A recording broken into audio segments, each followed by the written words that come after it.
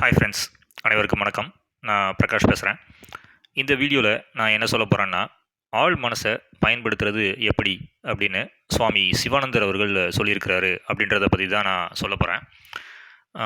நிறைய பேர் லைஃப்பில் அவசர அவசரமாக முடிவெடுப்பாங்க. அதாவது ஒரு முக்கியமான பிரச்சனைகளுக்கு உணர்ச்சி வசப்பட்டு உடனடியாக அவசரமாக ஒரு முடிவு எடுத்துருவாங்க. அந்த முடிவுகளால் அவங்களுக்கு லைஃப்பில் ரொம்ப துன்பத்தையும் அனுபவிப்பாங்க. இது பல பேருடைய லைஃப்பில் நடந்திருக்கும்.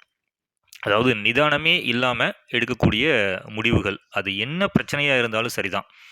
இந்த மாதிரி நிதானமே இல்லாமல் உணர்ச்சி வசப்பட்டு மனசு என்ன சொல்லுதோ அதை உடனே வெளிப்படுத்திடக்கூடாது அப்படின்னு சுவாமி சிவானந்தர் அவர்கள் சொல்கிறாரு. அதுக்காக அவர் சொல்கிறது தான் ஆழ் மனசை பயன்படுத்தணும். உடனடியாக நம்ம எதுக்குமே ரியாக்ட் பண்ணிடக்கூடாது. ஆழ்ந்து யோசித்து சிந்திச்சுட்டு தான் ஒரு முடிவை எடுக்கணும் அப்படின்றாரு. அதுக்காக அவர் சொல்கிற வழிமுறை என்ன அப்படின்னா, ஏதாவது ஒரு பிரச்சனை அதிலிருந்து உங்களுக்கு ஒரு தீர்வு வேணும் அப்படின்னா, நீங்கள் ஒரு ஒரு 10லிருந்து ஒரு 15 நிமிஷம் அமைதியாக ஒரு இடத்துல தனி அறையில் கண்ணை மூடி அந்த பிரச்சனைகளை ஏன் வந்திருக்கு, எதனால் வந்திருக்கு அப்படின்றத கண்ணை மூடி சிந்திச்சு பாருங்கள். நீங்கள் கண்ணை மூடி அந்த பிரச்சனைகளை பற்றி சிந்திச்சுக்கிட்டு இருக்கும்போது படிப்படியாக உங்களுடைய ஆழ் மனம் இயங்க ஆரம்பிக்கும். அந்த ஆழ் மனம் என்ன பண்ணும் அப்படின்னா, உங்களுடைய பிரச்சனைகளுக்கான தீர்வையும் எடுத்துகிட்டு வரும் அப்படின்றாரு. அதாவது அந்த ஆழ் மனசுக்கு இதுதான் என்னுடைய பிரச்சனை, இப்போ நான் இந்த பிரச்சனைக்கு என்ன முடிவு எடுக்கிறது, அடுத்தது நான் என்ன செய்யணும் அப்படின்றத உங்களுடைய ஆழ் மனசுக்கு நீங்கள் கேட்குறீங்க. கேட்டதுக்கப்புறமா உங்களுக்கு அந்த ஆழ் மனம் படிப்படியாக அதற்கான தீர்வை எடுத்து கொடுக்கும் அப்படின்னு சுவாமி சிவானந்தர் அவர்கள் சொல்கிறாரு. இது நினைத்தவுடன் வரும் கலை அல்ல அப்படின்னும் அவர் சொல்கிறாரு. இதற்காக பயிற்சிகள் பண்ணணும். எவ்ரிடே சிஸ்டமேட்டிக்காக ஒரு 10 நிமிஷம் உட்காந்து அமைதியாக திங்க் பண்ணி, இந்த ஒரு நாள் உங்களுக்கு ஏதோ ஒரு ப்ராப்ளமில் நீங்கள் மாட்டியிருப்பீங்க. ஒவ்வொரு நாளும் ஒரு ஒரு விதவிதமாக பிரச்சனைகள் வரும்.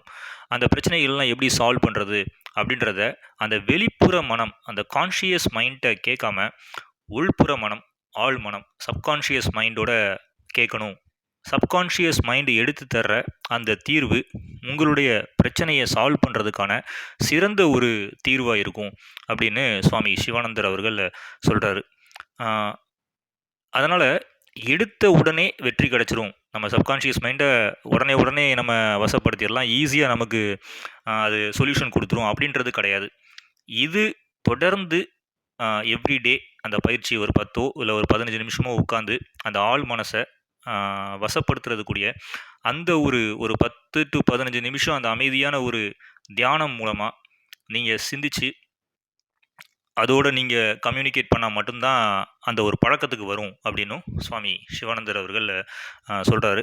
அதனால் எந்த பிரச்சனையில் நீங்கள் இருந்தாலும் உடனடியாக வெளிப்புற மனசு, அந்த கான்ஷியஸ் மைண்டு சொல்கிற தீர்வை உடனடியாக ஃபாலோ பண்ணிடாதீங்க.